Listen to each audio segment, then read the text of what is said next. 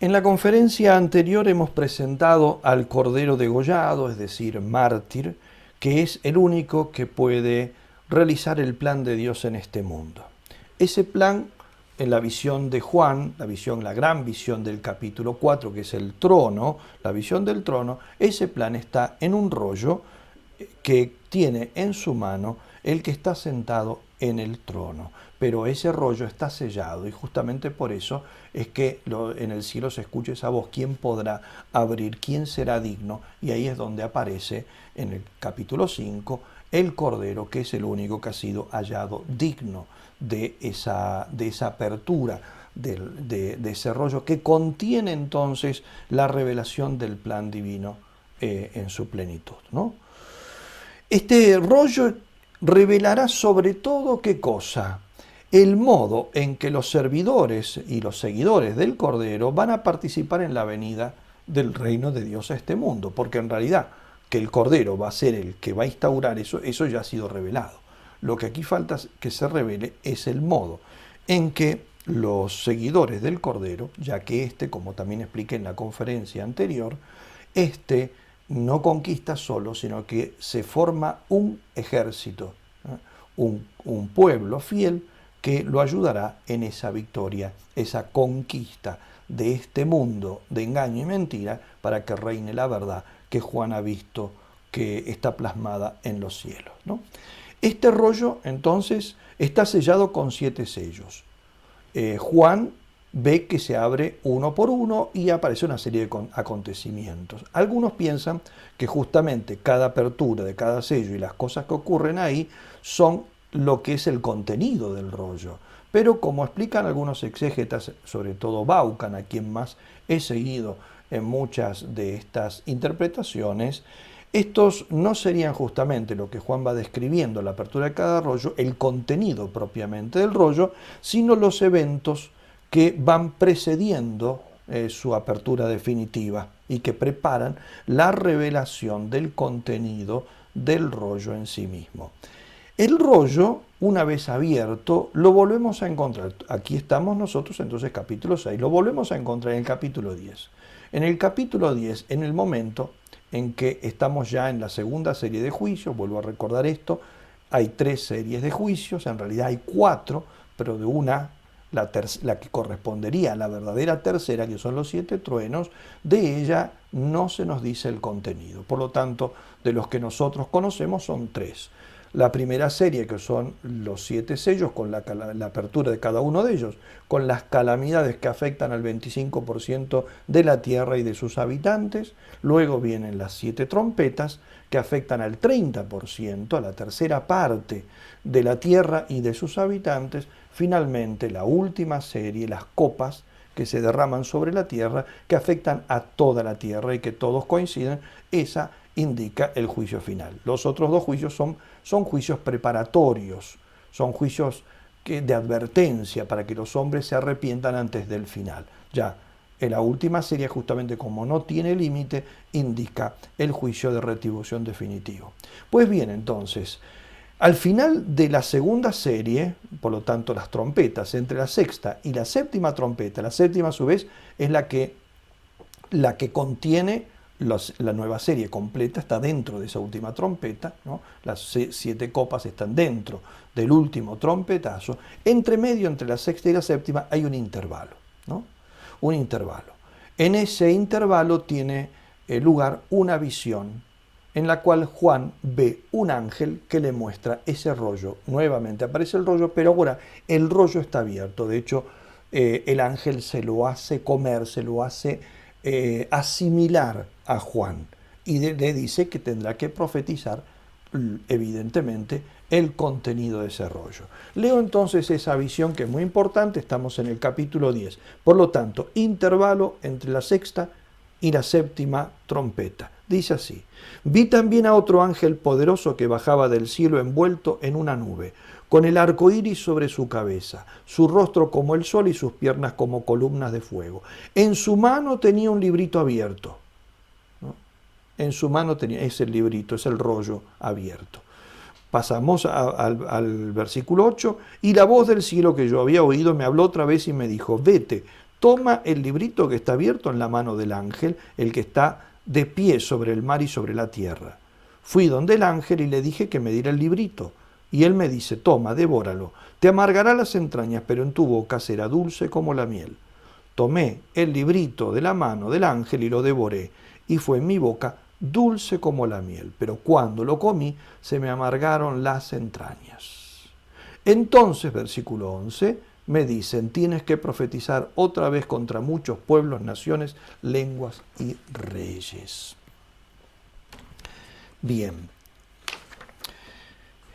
La comunicación entonces, del contenido del rollo tiene lugar en el interludio entre la sexta y la séptima trompeta. ¿Por qué en este punto, cerca del final de la segunda serie de juicios, ¿no? Y antes de la que en definitiva tendrá lugar, que es las 7 copas que simbolizan el juicio final, el juicio definitivo? La respuesta a este por qué el rollo se le revela a Juan en este momento tiene una importancia capital para entender el sentido del Apocalipsis, o si se quiere mejor, el mensaje central del Apocalipsis para los cristianos.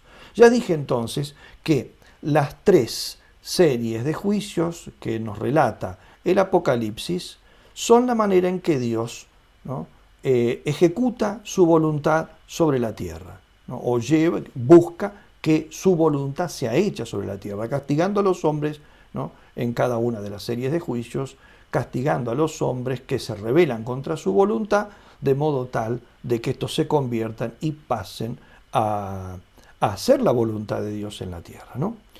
Ahora bien, los juicios de las 6 primeras trompetas, lo mismo que los 7 sellos que las precedieron, son juicios limitados. Como ya dije, la primera serie de juicios, los sellos, afectan al 25%, un cuarto de la tierra y de los hombres, la segunda a un tercio de la tierra y de los hombres, y luego nosotros la que tenemos es las 7 copas que afectan a toda la tierra y que ya indican el juicio final. El hecho es que la primera serie de juicios y la segunda serie de juicios, que prácticamente aquí ya está terminada, no han producido el efecto de misericordia, de conversión y por lo tanto de poder obrar la misericordia de Dios que Dios buscaba con ellos, ¿no? Como nosotros podemos leer al final del capítulo 9, justo antes de la visión del ángel que acabo de leer. Termina así diciendo, versículos 20 y 21. Pero los demás hombres, los no exterminados por estas plagas, no se convirtieron de las obras de sus manos, no dejaron de adorar a los demonios y a los ídolos de oro, de plata, de bronce, de piedra, de madera, que no pueden ver, ni oír, ni caminar. No se convirtieron de sus asesinatos, ni de sus hechicerías, ni de sus fornicaciones, ni de sus rapiñas. Por eso entonces, hasta ahora entonces no han tenido ese efecto, ¿no? Por lo tanto, nosotros tenemos que los castigos han ido increyendo, pero no han conseguido su efecto. Esto explica por qué, ¿no? En este momento, en ese interludio, ¿no?, cuando el ángel se le aparece, Juan, junto con la voz del ángel, escucha en realidad la que sería la verdadera tercera serie de juicios, porque las copas, que nosotros llamamos tercera serie porque es la tercera que se nos explica cada uno de esos juicios, en realidad es la cuarta. La tercera son 7 truenos que escucha Juan. Dice así el versículo 3, el capítulo 10. Y el ángel gritó con fuerte voz, ese ángel que tiene el rollo abierto, ¿no? Gritó con fuerte voz como ruge el león, y cuando gritó, 7 truenos hicieron oír su fragor. No es que Juan simplemente escucha 7 truenos, él tiene 7 revelaciones, son 7 visiones proféticas. Juan las ve y las entiende. Por eso, como había hecho hasta el momento con todo lo anterior, así como le había sido indicado al comienzo del Apocalipsis, se pone a escribirlos. Pero en el momento en que Juan intenta escribir eso, Dios lo frena. La voz que viene del cielo lo frena y le dice que no escriba, dice: Apenas hicieron oír su voz los 7 truenos, me disponía a escribir cuando oí una voz del cielo que decía, sella lo que han dicho los 7 truenos y no los escribas. A diferencia entonces de esos 7 sellos que vio en la visión del rollo y que tienen que ser abiertos, los 7 truenos tienen que permanecer sellados y Juan no debe escribir el contenido de esa profecía. En otras palabras, ¿esto qué quiere decir? Quiere decir que el proceso de juicio de advertencias, que han sido cada vez progresivamente más severas, no debe extenderse más allá de lo que se extendió hasta ahora. Porque, como acabo de leer en ese final del capítulo 9, no han dado su efecto. Los hombres no solamente no han dejado sus fornicaciones, hechicerías, rapiñas, etc., sino que se han hecho cada vez más obsesionados con ellas, han endurecido más sus corazones. Por eso entonces esta serie de juicios, que es la que progresivamente tendría que venir ahora, afectando a la mitad de la tierra y de sus habitantes, y recién después venir la serie indefinida que afecta a todo, ¿no? Un cuarto, el 30%, tendría que venir el 50%, la mitad, luego el total, ¿no? Esta serie de juicios es sellada, ¿no?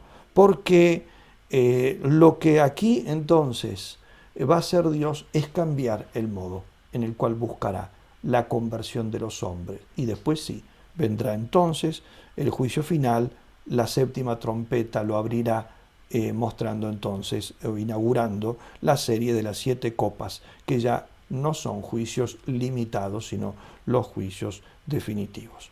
Como digo entonces, sí, estos 7 truenos no han de tener lugar, es decir, Dios se los muestra a Juan lo que tendría que haber venido, pero que Dios en definitiva no va a pasar más allá en el modo en que ha buscado hasta el momento la conversión de los hombres y permanecen sellados. Entonces lo que se le revela a Juan, porque si no hay nada escrito, no hay ninguna profecía, se mantiene sellada. ¿Qué quiere decir ese último versículo que leímos cuando leí la visión del ángel? Que dice, ahora tienes que profetizar de nuevo. ¿Profetizar qué? Lo que dice el rollo, no lo que dicen los truenos. Lo que dicen los truenos permanece sellado. Eso es un futurible, Dios no lo va a llevar a cabo. En cambio, lo que él tiene que profetizar es lo que está en el rollo. Por eso, después de comer el rollo, es decir, asimilar su contenido, se le dice a Juan que revele su contenido profetizando. Tienes que profetizar otra vez contra muchos pueblos, naciones, lenguas y reyes. Otra vez significa entonces que, porque ya se habló de las profecías hechas anteriormente. ¿Y qué es otra vez? Porque ¿qué es lo que falta revelar? Si ya ha sido revelado entonces, ¿no? El final de los hombres que van a ser juzgados, etc. ¿Qué es lo que falta revelar? Si ha sido revelado también el hecho de que el Cordero es el que triunfa sobre este mundo y el que hará la voluntad de Dios. Lo que falta revelar es el rol de los seguidores del Cordero en esta obra de llevar al arrepentimiento y a la fe a través de su testimonio y de su muerte la obra de Cristo, el triunfo del Cordero, el triunfo del Cordero. El contenido del rollo es revelado resumidamente de modo inmediato en el capítulo 11, los versículos 1 al 13. Y este texto es tan importante que lo vamos a leer juntos, porque aquí se contiene la revelación de la misión de la Iglesia en este mundo. Dice así, ¿no? Pero haré de mis 2 testigos, esto es capítulo 11 a partir del versículo 3, ¿no? Comienza así, luego me fue dada una caña de medir, etcétera, tal cosa, y comienza la revelación. Haré de que mis 2 testigos profeticen durante 1260 días cubiertos de sayal. Ellos son los 2 olivos y los 2 candeleros que están en pie delante del Señor de la tierra. Si alguien pretendiera hacerles mal, saldría fuego de su boca y devoraría a sus enemigos. Si alguien pretendiera hacerles mal, así tendrían que morir. Estos tienen poder de cerrar el cielo para que no llueva los días en que profeticen. Tienen también poder sobre las aguas para convertirlas en sangre y poder de herir la tierra con toda clase de plagas, todas las veces que quieran. Pero cuando hayan terminado de dar testimonio, la bestia que surja del abismo les hará la guerra, los vencerá y los matará. Y sus cadáveres en la plaza de la gran ciudad, que simbólicamente se llama Sodoma o Egipto, allí donde también su Señor fue crucificado. Y gentes de los pueblos, razas, lenguas y naciones contemplarán sus cadáveres 3 días y medio. No está permitido sepultar sus cadáveres. Los habitantes de la tierra se alegran y se regocijan por causa de ellos y se intercambian regalos porque ellos son 2 profetas. Estos 2 profetas habían atormentado a los habitantes de la tierra. Pero pasados los 3 días y medio, un aliento de vida procedente de Dios entró en ellos y se pusieron de pie. Y un gran espanto se apoderó de quienes los contemplaban. Oí entonces una fuerte voz que les decía desde el cielo: subid acá. Y subieron al cielo en la nube, a la vista de sus enemigos. En aquella hora se produjo un violento terremoto y la 10ª parte de la ciudad se derrumbó, y con el terremoto perecieron 7.000 personas. Los supervivientes, presa de espanto, dieron gloria al Dios del cielo. Este es un texto que aparentemente parece muy complicado, porque une imágenes del Antiguo Testamento que son contradictorias, e incluso une cosas del Nuevo Testamento, también de la vida de Cristo, de la muerte, resurrección de Cristo, que también parecen en sí contradictorias. Pero, sin embargo, es la clave para entender el mensaje del Apocalipsis. No digo todo el libro del Apocalipsis, porque ciertamente este revela muchísimas otras cosas, pero en este texto se revela el mensaje del Apocalipsis, es decir, lo que el Apocalipsis nos dice a nosotros, a los discípulos de Cristo, porque nos está revelando, como explica muy bien en este punto, lo sigo sustancialmente a Vaughan, porque creo que es el que mejor explica el sentido de este pasaje. Aquí se explica la función que tiene en la obra de la redención, de la instauración del reino de Dios, los seguidores del Cordero, ¿no? Los seguidores del Cordero, ¿no? Este pasaje contiene, por lo tanto, in nuce, ¿no?, resumidamente, en síntesis, el mensaje central de toda la profecía de Juan.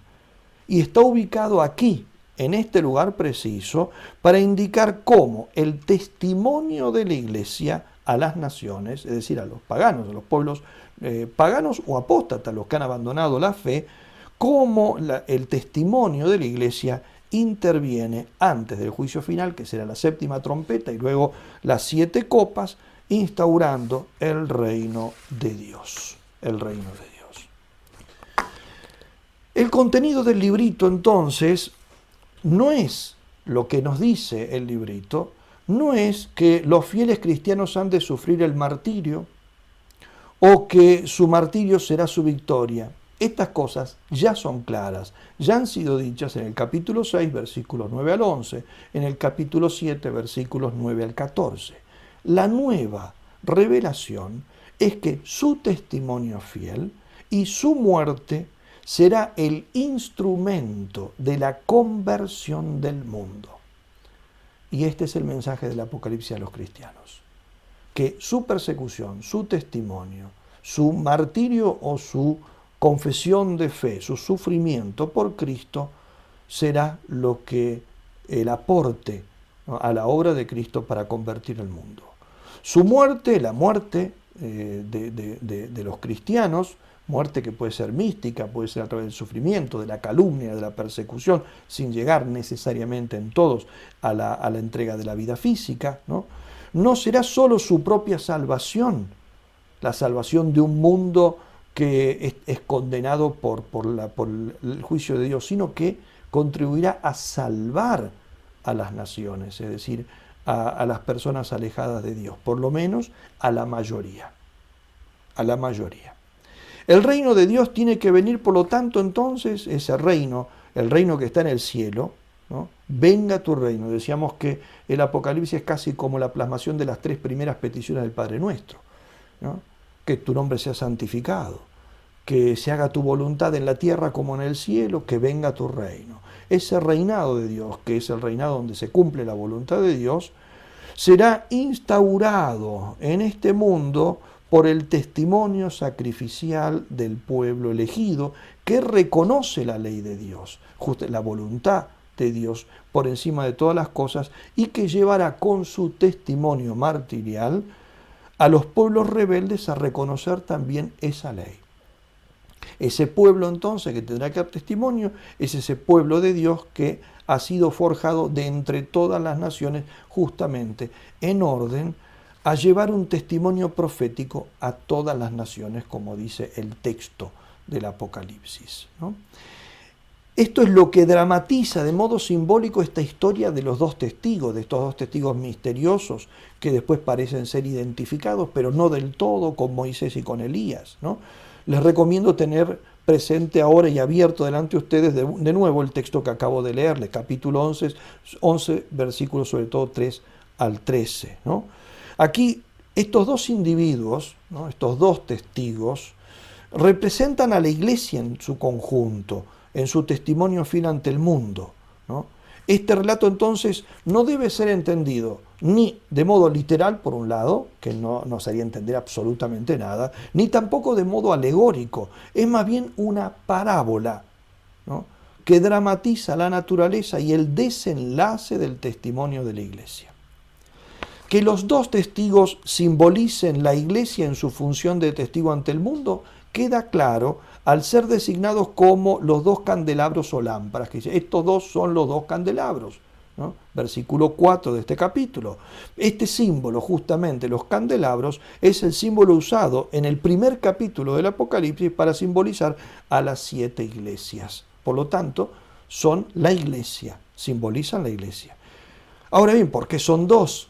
¿No? ¿Qué sentido tiene que sean dos? Dos no indica que se trate solo de una parte de la iglesia, sino simplemente se elige el número de 2 porque es una exigencia bíblica de que un testimonio solo es aceptable cuando es sostenido por 2 testigos. Entonces, 2 testigos simplemente significa que es un testimonio que vale, un testimonio que tiene valor, que es el que Dios considera suficiente, como se nos dice, por ejemplo, en el Deuteronomio capítulo 19, ¿no? Por eso, son 2, significa simplemente un testimonio válido, pero no son 2 personas, ni un grupo pequeño. Es la iglesia en su conjunto, la iglesia, sobre todo la iglesia martirial. Estos testigos por eso son también profetas, son presentados, ellos son profetas. Se dice varias veces esto. Y están modelados al estilo de Elías y de Moisés.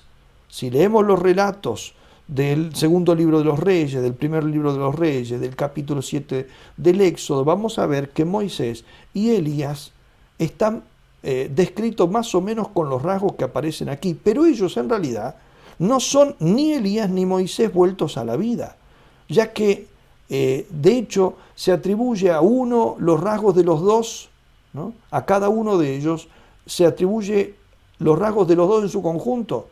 Pero hay cosas, que rasgos de Moisés que no tuvo Elías y rasgos de Elías que no tuvo Moisés. Aquí, en cambio, cualquiera de los dos reúne los rasgos de los dos, por lo tanto, quiere decir que no son ninguno de ellos en concreto, sino simplemente es la iglesia que es profética, ¿no? Significa eso. Los dos son el símbolo de los grandes. El más grande de los profetas en realidad es Moisés. De hecho, él dice, vendrá un profeta como yo, preanunciando a Jesucristo, ¿no? Y Elías es el símbolo del profetismo. Y esto es simplemente lo que se quiere anunciar aquí. Es la iglesia profética. No significan, por lo tanto, como alguno ha pensado, la ley y los profetas, pues los dos son presentados como profetas. No es que uno es Moisés y el otro es Elías, los dos son Moisés y Elías. Es decir, una mezcla. Entonces, son símbolos mezclados. Por eso decía antes, si uno quiere sacar todo literalmente, encontrará contradicciones. Porque además ninguno de los dos tiene un rasgo que aquí los dos tienen como algo propio, que es el martirio. Porque ni Moisés ni Elías sufrieron el martirio. Pero, ¿por qué se une el martirio y por qué se dice que son profetas? Porque en tiempos del Nuevo Testamento se pensaba que el martirio es el destino de todo profeta. De todos modos, incluso aquí, el modelo supremo no es el martirio de nadie del Antiguo Testamento, sino el martirio de Jesús, que ellos van a imitar. Por eso esos rasgos que voy a decir, pero esto parece un calco de la muerte, pasión, de la pasión, muerte y resurrección de Cristo, incluso en los días, al tercer día, etcétera. Claro, porque justamente es la iglesia martirial que toma como modelo el martirio de Jesucristo, ¿no? Y ese paralelismo del martirio de Cristo se extiende incluso, no solo lo imita en el martirio, sino en la resurrección después de 3 días y medio y en la ascensión. Por lo tanto, ¿no?, es la iglesia, ¿no?, que rehace todo el camino martirial de Cristo. Pasión, muerte, resurrección, ascensión, ¿no? Este testimonio es dado ¿dónde? A todas las naciones. Por eso esa expresión tan extraña que se nos dice allí, ¿no?, que el lugar donde han muerto es llamado Egipto, Sodoma, y es también la ciudad donde murió crucificado Jesucristo. Pero todas estas cosas en realidad históricamente son contradictorias, ¿no? No puede ser entonces aludir a Jerusalén en primer lugar, porque a pesar de que se la menciona explícitamente, porque ella nunca es llamada en la Biblia Sodoma y Egipto. Aquí se llama Sodoma y Egipto, y también es la ciudad donde murió Cristo, ¿no? No puede ser tampoco Roma, a la que el Apocalipsis alude con el nombre de Babilonia y con el apelativo usado de gran ciudad, porque Babilonia, porque Roma jamás se le identifica como el lugar en que fue crucificado Jesús. Entonces, a ver, no es Roma, no es Babilonia, no es Sodoma, no es Egipto, no es Jerusalén. ¿Por qué este cruce de datos? ¿Qué significa? Significa que toda ciudad es el lugar donde la iglesia dará el testimonio de las naciones del mundo. Esa ambigüedad, esa mezcla de cosas que parece que se está predicando de Roma, de Babilonia, de Jerusalén, de Sodoma, de Egipto, es porque son todas esas ciudades y todas las demás ciudades del mundo donde la iglesia dará ese testimonio que terminará por convertir al mundo. Como vimos entonces, los juicios o castigos solos no han producido el arrepentimiento de los hombres, al contrario, estos se han endurecido en sus pecados. Ahora bien, el martirio de estos dos, o de lo que ellos significan, que es la iglesia, el martirio de estos dos sí lo hará, pero no al margen de los castigos precedentes judiciales, sino en unión con ellos. Es decir, los castigos anteriores, pues si no, no tendría ningún sentido, habría sido un fracaso de Dios, y ciertamente que no lo son. Son esos castigos que han preparado a estos, ¿no?, y finalmente, como corona, el testimonio que ha de dar los seguidores del Cordero, ¿no? Pues estos son los que cierran los cielos para que no llueve, conviertan las aguas en sangre y hieren la tierra con toda clase de plagas, es decir, se refiere a los castigos anteriores. Por lo tanto, es en unión con eso, más su testimonio, el que terminará por alcanzar ese objetivo que tiene Dios, que es la de instaurar su voluntad, pero haciendo que los hombres se conviertan a ella, no destruyéndolos, que los hombres se conviertan a ella y adoren a Dios, ¿no? El punto es que los castigos entonces que hemos visto en los juicios anteriores, o que están descritos en el Apocalipsis, en los 7 sellos, las 7 trompetas, los castigos en sí mismos no expresan la gratuita voluntad de Dios de perdonar a los que se arrepientan. En cambio, la predicación de los dos testigos es un llamado al arrepentimiento, ¿no? Completa entonces los castigos, ahora explicando el verdadero sentido. Dios no quiere la destrucción de los hombres, sino su arrepentimiento. Aun cuando el pasaje no nos diga cuál es el contenido de la profecía y predicación que hacen estos dos misteriosos personajes y que los presente como portadores de castigo, sin embargo, hay un dato muy importante, y es que aparecen vestidos de sayal, como dice el versículo 1, el versículo 3, con el que empieza el relato, que es el símbolo usado por los profetas para llamar a la penitencia, como podemos ver en Jonás capítulo 3, también en el Nuevo Testamento, Mateo capítulo 11, Lucas capítulo 10, es el caso de Juan Bautista. De ahí que cuando su testimonio sea corroborado como verdadero por su resurrección y ascensión, todos los sobrevivientes se arrepentirán y darán gloria a Dios. La respuesta de estos corresponde a la invitación que hará poco más adelante el ángel que llama a las naciones. Luego había otro ángel que, decía con fuerte voz: temed a Dios y dadle gloria, porque ha llegado la hora de su juicio. Adorad al que hizo el cielo y la tierra, el mar y los manantiales de agua. Luego del juicio de las trompetas, ¿no? Luego del juicio de las trompetas,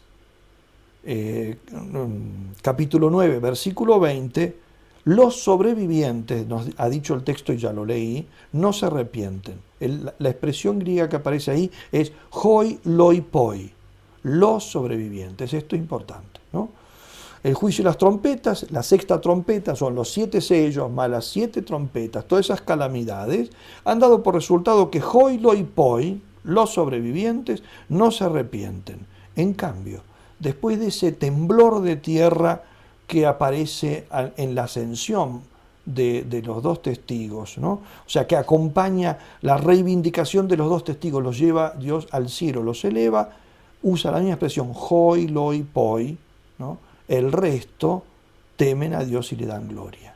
Cambia la cosa. O sea, lo que no habían logrado los 7 sellos, lo logran justamente ese testimonio martirial y la reivindicación que hace Dios de ellos al exaltarlos, al resucitarlos y llevarlos al cielo. Por lo tanto, el resultado de la predicación de estos 2 testigos, es decir, de la iglesia martirial es marcadamente universal, ¿no? Y triunfalista. Tengamos en cuenta que en los juicios anunciados por los profetas del Antiguo Testamento se suele decir que el resto de los que permanecen fieles son la 10ª parte de los que escuchan la predicación. Podemos leerlo en Isaías capítulo 6, Amós capítulo 5, el primer libro de los Reyes capítulo 19. Allí, cuando se nos habla de cuántos son los que permanecen fieles, siempre se dice, ¿no? Siempre se dice la 10ª parte. O el número 7000. 7000 son, dice en el libro de los Reyes, 7000 son los únicos que me han permanecido fieles, porque 7000 es la 10ª parte de 70.000, que simboliza el número completo, la totalidad, ¿no? 70.000, 7 por 10, 7 número perfecto, 10 número perfecto, sería la totalidad. Entonces, 7000 son solamente la 10ª parte. Los demás, el 90%, todos apostatan. Son en el Antiguo Testamento, entonces, a los juicios de Dios, los castigos de Dios, la mayoría no hace caso. Solamente un pequeño resto, ¿no? Juan toma lo mismo, pero lo da vuelta. Aquí, ¿no? Cuando estos testigos, cuando la iglesia martirial sea exaltada por Dios en ese último momento en el que Dios llama a la conversión a los hombres, Juan no dice 7000 son los que permanecen fieles, 7000 o la 10ª parte son los que se destruyen.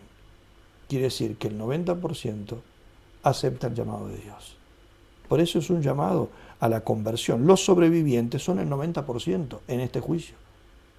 El 90% acepta ese llamado a la conversión que una vez que es predicado por la iglesia martirial. Por lo tanto, entonces, el testimonio de los 2 testigos o de la iglesia martirial es efectivamente salvífico, porque son los que llevan a cabo justamente, ponen a punto, ¿no? Con su propio martirio, con la participación en el martirio de Cristo, ese martirio de Cristo por el cual todos los hombres se han de salvar, ¿no? Por lo tanto, el nuevo rol del pueblo escatológico de Dios, ¿no? Que es la iglesia, ¿no? Los que son de Dios, es llevar a la fe a las naciones por medio de su testimonio martirial. Este es el mensaje entonces de San Juan. En todo este embrollado y difícil texto, en realidad lo que se nos está diciendo, y con toda claridad, es esto, que el rol, el papel, la función, la misión que tiene el pueblo escatológico de Dios es llevar a la fe a las naciones, a los pueblos paganos o apóstatas, ¿no? Devolverlos a la fe a uno, llevarlos por primera vez a la fe a otro, por medio de su testimonio martirial. Y esto es lo que está escrito en el librito que solo el Cordero es capaz de abrir. Esto es lo que el Cordero, ¿no? Nos revela en definitiva al abrir ese libro. Si los testigos del Nuevo Testamento pueden hacerlo, a pesar de que no lo lograron los del Antiguo, se debe no a que ellos son superiores en santidad a los los grandes santos del Antiguo Testamento, sino que ellos están unidos, asociados a la victoria del Cordero, porque el testimonio que ellos dan en realidad simplemente participa del testimonio del Cordero. Hacen efectivo, como dice San Pablo, completan la obra de Cristo, los sufrimientos, la pasión de Cristo. Ese es el sentido que tiene, ¿no? El sentido que tienen los últimos versículos de ese capítulo 11 no es que los pueblos de la tierra han de ver la resurrección de los mártires de Cristo, ¿no? Cuando dice entonces resucita al tercer día y después los lleva al cielo. Eso no significa, no está profetizando que al final todos los mártires van a resucitar delante de los ojos de todo el mundo, entonces todos se van a convertir, sino que el mundo ha de percibir la participación de los mártires en el triunfo de Cristo sobre la muerte. La asociación, eso es lo que va a percibir, la asociación del martirio de los mártires con el martirio del mártir por excelencia, que es Cristo. De hecho, el arrastre que tuvo el testimonio de los mártires de los primeros tiempos, que atrajo a tantos a la fe, radicó en la solidez de su fe en la resurrección de Cristo. Esto fue lo que convenció al mundo pagano de la verdad del testimonio que daban estos mártires. Y eso es lo que vemos en los mártires de todos los tiempos, como sobre todo en los mártires del siglo XX, que han superado en número a todos los mártires de la historia, probablemente. En el relato de los dos testigos están presentes entonces los tres grandes temas simbólicos del Apocalipsis, a los que ya hicimos referencia en nuestras conferencias anteriores: la guerra mesiánica, el nuevo éxodo y el testimonio, pero predomina este último.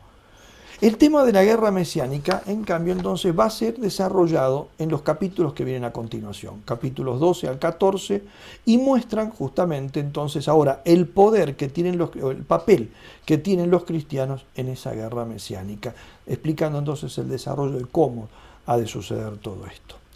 El Apocalipsis exige de sus lectores entonces una participación activa en la guerra divina contra el mal. O sea, está llamando, ese es el mensaje. Por eso cada carta a las 7 iglesias termina con una promesa a los vencedores, si son vencedores porque han luchado. Por lo tanto, los está invitando a luchar y a vencer. O también a los conquistadores, si son conquistadores porque han luchado y han conquistado.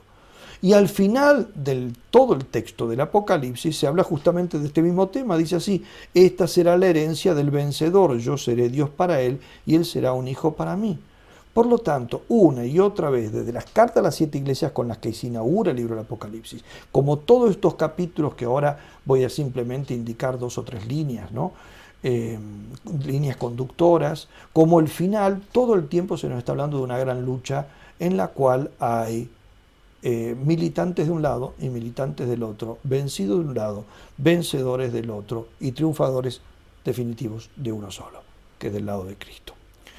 En los capítulos 12 y 13 del Apocalipsis se presentan por eso los principales enemigos de Dios que deben ser vencidos para allanar el camino de Dios. Se trata de la Trinidad satánica: el dragón o serpiente, principal fuente de oposición a Dios en la Biblia; la bestia del mar, que es el poder político corrompido; la bestia de la tierra, que es el poder religioso pervertido y puesto al servicio de los otros dos, ¿no? En cambio, el cuarto personaje, que es la gran prostituta Babilonia, que representa a la civilización corrompida, apoyada por el poder político corrompido y militar y por la religión también corrompida, recién aparece en el capítulo 17 y tiene un estatuto diverso. Por eso es curioso que no se le dice a los cristianos que la conquisten, sino más bien que huyan de ella, para que no sean corrompidos, ¿no? Salgan de ella, sal, pueblo mío, de ella, para que no te corrompas con sus podredumbres.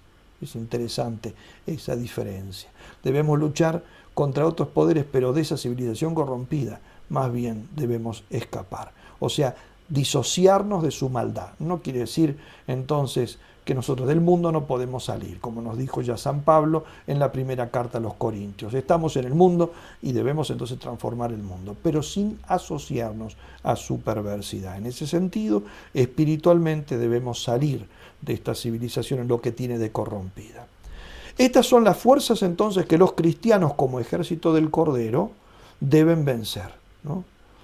También se dice en estos capítulos que la bestia hace la guerra a los santos y los conquista. Entonces se llama a los cristianos a conquistar al dragón, la bestia, las dos bestias, etc., ¿no? Pero también en algunos pasajes, como por ejemplo el capítulo 13, versículo 12, se dice que la bestia hace la guerra a los santos y dice que los vence. No quiere decir que la bestia entonces gana unas batallas y los cristianos ganan otras, pero la guerra al final la ganan los cristianos. No, no es eso. No son unas batallas son ganadas por unos, otras batallas ganadas por otros, sino la batalla es la misma, ¿no? Lo que se dice aquí es que los cristianos ganan al ser vencidos. La bestia los vencerá en el plano humano. Es decir, justamente por eso son mártires. Si son mártires porque los han degollado, ¿no? Y si los han degollado, quiere decir que los que ganaron fueron los otros. Son los que se quedaron con la espada en la mano y los otros quedaron con el cuello en el piso.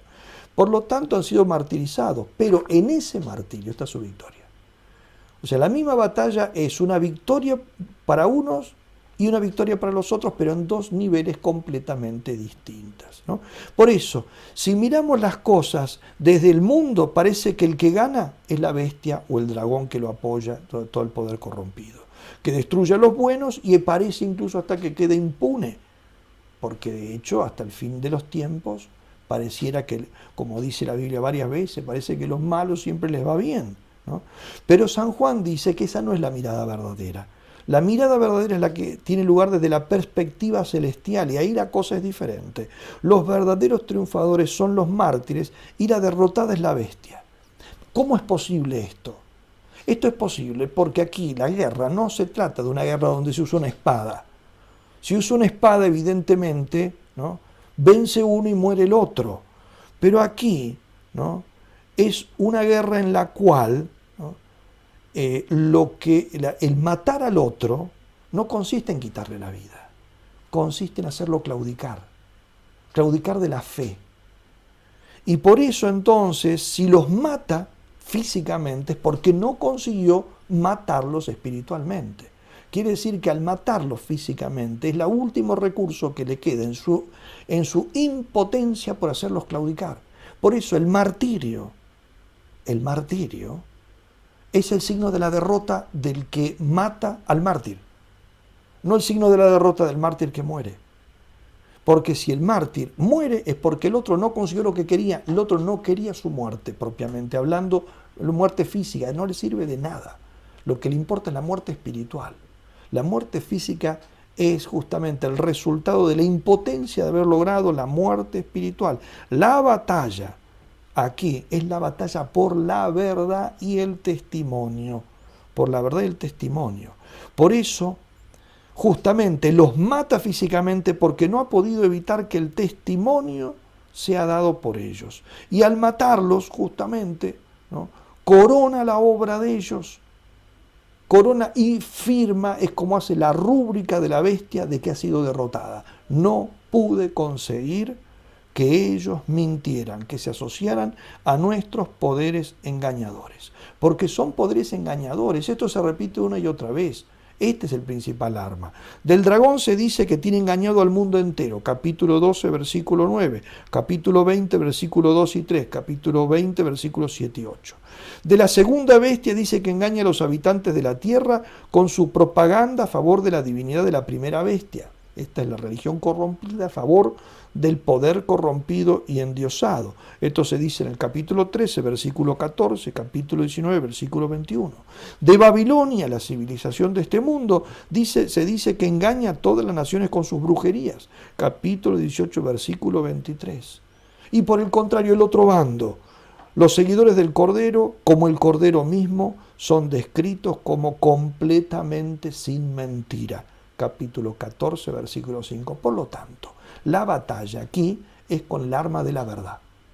Es una batalla con el verbo, con el instrumento, el verbo como instrumento, el verbo que pronuncia la verdad sobre Dios. La victoria, por tanto, consiste no en matar al otro, sino en no dejar de dar testimonio de la verdad por parte de los seguidores del Cordero. La victoria por parte de los poderes enemigos es conseguir que apostaten, que dejen de dar testimonio. Por eso el mensaje de San Juan una y otra vez es resistir, pero no a través de la violencia, sino a través del testimonio de la verdad. Por eso, qué actual es todo esto en estos momentos de la historia que parecen calcar perfectamente la situación descrita por el Apocalipsis. Este llamado general al martirio no quiere decir que todos los cristianos van a padecer la muerte, lo dije antes, ¿no? Algunos, por eso dije mártires, otros serán confesores. Estas son imágenes simbólicas. El llamamiento más exactamente es entonces a conquistar, vencer, por eso se dice al que venza le daré, al que venza le revelaré, ¿no? Por lo tanto, vencer, conquistar, lo que implica la disposición al martirio. O sea, la disposición a morir antes que claudicar del testimonio de la verdad de Cristo, ¿no? Eso es lo que se exige, en eso consiste la lucha, en eso consiste la victoria. El testimonio del cristiano a favor de la verdad provoca un conflicto con los intereses de la bestia, que no tolera absolutamente ningún disentimiento respecto de su autodeificación, como se puede ver en los capítulos 13 y 14 del Apocalipsis, y yo añadiría, y en todos los diarios de nuestro tiempo, donde hay un solo pensamiento, el pensamiento único, donde no se permite ni siquiera la objeción de conciencia. Es exactamente lo mismo que está dicho aquí. O sea, no se tolera al que piensa distinto, sobre todo cuando pensar distinto es pensar según los criterios de la verdad, de la realidad, del objetivo y sobre todo de la verdad divina, ¿no? El compromiso con la verdad es incompatible con cualquier compromiso con la mentira de la bestia, y la bestia es mentirosa. De ahí que la alternativa sea muy clara: o se adora a la bestia o se sufre el martirio. El martirio en sentido bien amplio, ¿no? Por lo tanto, que para algunos será simplemente la pérdida de su trabajo, para otros será el padecer hambre, el ser calumniados, el arrastrar una existencia deprimente, paupérrima, el no tener lugar en esta civilización, y para algunos será quizá la cárcel o incluso la muerte, ¿no? Eso dependerá de los planes que Dios tenga para cada cristiano. La descripción de San Juan parece indicar, eso sí, que nadie puede escaparse de esta elección. La batalla no es inminente, ya empezó. No es inminente, es algo que está por llegar, esto ya empezó. Y nadie puede eludir la batalla. Eludir la batalla significaría no tener que elegir, y nadie puede no elegir. Uno elige estar con la verdad o estar en contra de la verdad, ¿no? Y hoy en día todo el tiempo se nos exige esta elección. Para encontrar un trabajo, para progresar en una carrera, para tener un puesto en la política, para tener un lugar en el mundo, todo el tiempo tengo que elegir, porque me piden hacerlo por las buenas o por las malas. Y estoy eligiendo. Y en eso hay que tener disposición al martirio. La disposición al martirio debe ser parte de las disposiciones de todo cristiano a ser simplemente cristiano. Por eso, cuando se nos bautiza, a nosotros se nos recuerda que nosotros entramos a pelear. Y que esa pelea, ¿no?, es una pelea que nos llegará a las raíces y nos llegará a los tuétanos. Todos en algún momento han de dar testimonio. Aunque ese testimonio parezca tan trivial, muy secundario, no necesariamente llegue a chorrear sangre, pero el testimonio lo tienen que dar todos. De esta batalla nadie queda exceptuado. El que no quiere pelear, justamente, acaba de tomar una decisión, la de no pelear, pero esa decisión de no pelear significa la de defeccionar. No pelear es pasarse al otro bando, al de la bestia. Los capítulos 12 al 14 describen entonces la guerra mesiánica desde la encarnación. La encarnación es lo que viene descrito en el capítulo 12, en la visión de la mujer que aparece en el cielo y que está a punto de dar a luz. Esa es la encarnación. Es una visión cristológica y mariológica, como explican muy bien muchos autores.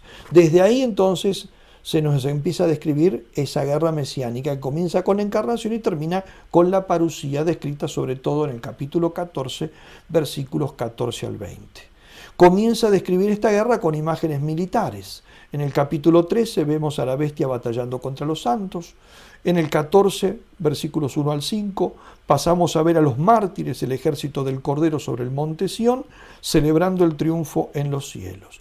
Pero al final de esta sección, las imágenes militares dan paso a otras distintas, porque la participación de los seguidores del Cordero en la guerra mesiánica tiene como propósito el llevar a las naciones, como ya lo he dicho un montón de veces, al arrepentimiento y a la fe en el Dios verdadero, lo cual no cuadra ser representado con imágenes de guerra.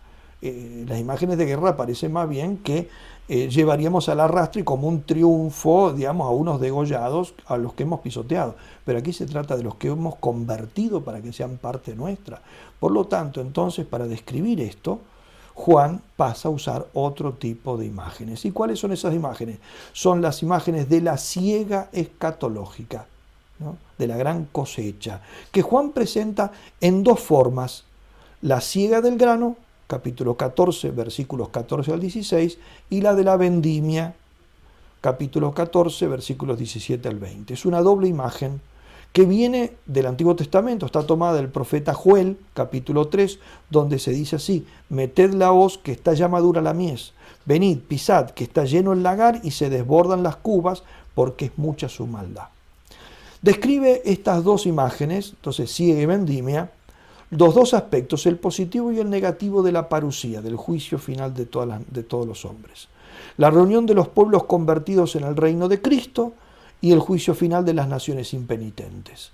Así le interpretan, por ejemplo, Bover, Bussi, Bauckham y muchos otros. La vendimia sangrienta es imagen del juicio de los malos, aquí descrito como el gran lagar de la cólera de Dios. Y el vino de la ira de Dios escanciado puro en la copa de su ira. Estos son pasajes del capítulo 14. Es el castigo que Dios da por el vino del furor de su fornicación que Babilonia ha hecho beber a todas las naciones. El vino de Babilonia, ¿qué es? Es el modo corrupto de vida que ella ofrece a las naciones para traerlas a la adoración de la bestia. El vino de Dios que le da a esta es el juicio sobre las naciones, y en esto Juan combina imágenes del profeta Isaías con las del profeta Joel. La imagen, en cambio, de la siega, entonces la vendimia, juicio de los malos, la imagen de la siega del grano es el juicio de los buenos. Por eso, en el capítulo 14, versículo 4, que se nos ha presentado por segunda vez en el Apocalipsis ese grupo misterioso de los 144.000, los mártires vírgenes del Cordero, se los llama a estos primicias para Dios y para el Cordero. Todo judío entendía perfectamente que las primicias eran las primeras gavillas de la cosecha que se cortaban antes del resto, ¿no? Y que se ofrecían a Dios como un sacrificio. Por ejemplo, así lo podemos leer en el libro del Levítico. Es decir, estos 144.000 que simbolizan en este caso a los mártires redimidos de entre todas las naciones, son ofrecidos a Dios como las primicias de las cosechas de entre todas las naciones, que serán las que después se incorporarán justamente como fruto de ese testimonio martirial, se convertirán. Ellas son primicias, son simplemente una partecita. Su testimonio martirial, 144.000, no es el número, es un número perfecto. O sea, la totalidad de todos los mártires son las de mártires, confesores, todos los que han sufrido por Cristo, son las que arrastrarán con su ejemplo la conversión de esa enorme multitud de hombres y mujeres, de naciones enteras, o como dice el Apocalipsis, pueblos, naciones, tribus, ¿no?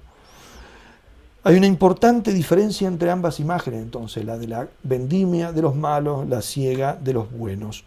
Pero Juan ciertamente describe el final de la historia con dos imágenes que son contrastantes. Una positiva para los buenos, la siega de la tierra; una negativa para los malos, la vendimia. Como la vendimia exprime el fruto de la vid, y el fruto de la vid simboliza la sangre, es como si fuera un aplastamiento de todos los que se han opuesto a Cristo. Resumiendo todo lo dicho, ¿no? La obra del Cordero es, como ya hemos insistido, instaurar el reino de Dios, es decir, la voluntad de Dios en la tierra. Eso que Juan ha visto en el cielo y que en la tierra no se quiere cumplir, el Cordero lo hará real en la tierra. Este establecimiento se realiza en 3 etapas. La primera, el Cordero con su muerte sacrificial alcanza una victoria total y definitiva sobre el pecado y el mal.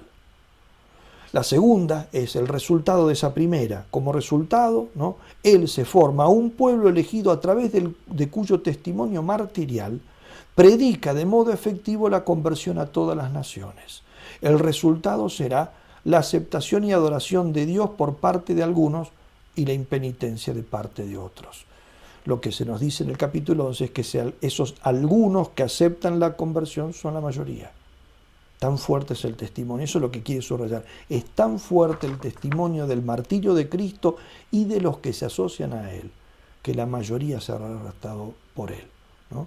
Y la tercera etapa es la relatada en los capítulos 17 al 20, la venida victoriosa contra los impenitentes que porfieren a hacer la guerra, los que no aceptarán ese testimonio, ¿no? Y que, como se dice en el capítulo 17, versículo 4, pelearán con el Cordero y el Cordero los vencerá, porque es el Señor de señores y Rey de reyes, y también los que están con Él, no pelea solo, llamados y escogidos y fieles. La victoria es principal y esencialmente del Cordero. Sus seguidores participan de ella. Mientras el mal y la bestia reinan, entonces la tierra es el dominio del engaño y la ilusión. La verdad aparece primero en el cielo y luego desciende a la tierra por obra del Cordero y de sus seguidores. En el capítulo 19, versículos 11 al 13, el cielo se abre y la verdad de Dios cabalga hacia la tierra. Dice así: entonces vi el cielo abierto y había un caballo blanco. El que lo monta se llama Fiel y Veraz, y juzga y combate con justicia, y su nombre es el Verbo de Dios. Por lo tanto, el cielo prevalece sobre la tierra y queda en evidencia quién tiene la soberanía, que decíamos que era el gran sentido del Apocalipsis, la respuesta a la gran pregunta, en definitiva, ¿quién manda aquí? ¿Quién manda aquí? Porque parece que mandan los malos. Esa es la angustiosa pregunta de todo hombre en este mundo, sobre todo los hombres de bien, y sobre todo los hombres de bien que tienen una fe tibia. ¿Quién manda aquí? Pues bien, la respuesta es esta: el que manda aquí es Dios, ¿no? Y tal es la razón por la cual se le dan a Cristo tantos nombres diversos en este pasaje, 3 nombres distintos en un solo versículo, ¿no? Estos 3 nombres indican entonces justamente esa soberanía total. Se lo llama Rey de Reyes y Señor de Señores. Son 2 imágenes militares, pero puestas al servicio de la función judicial. La espada con la que hiere sale de su boca, dice también el mismo texto, porque su palabra es la que juzga con verdad. Sus ojos son llama de fuego, porque escrutan lo más íntimo de los corazones. Ahora se lo llama fiel y veraz, pero no testigo. Antes se le llamaba, él es testigo, fiel y veraz. Testigo significa mártir. Ahora ya no se lo llama testigo, se lo llama solamente fiel y veraz, porque no da testimonio de la verdad, sino que es juez de la verdad. Fue testimonio de la verdad en su martirio, pero en su segunda venida es principalmente el que tiene que juzgar sobre la verdad. No se lo llama ahora Cordero. Cordero se lo llamó todo el tiempo, menos ahora. Ahora su manto está salpicado de sangre, por lo tanto, ciertamente es el mismo Cordero, pero no se usa ese nombre, sino que el nombre que lleva escrito es el Verbo de Dios, ¿no? El Verbo de Dios. Su victoria es completa. Este es el maravilloso cuadro que el Apocalipsis traza de la historia que culmina con Cristo en el centro de todas las cosas. Indudablemente, el cuadro trazado por el Apocalipsis tiene, como podemos ver, una riqueza insondable.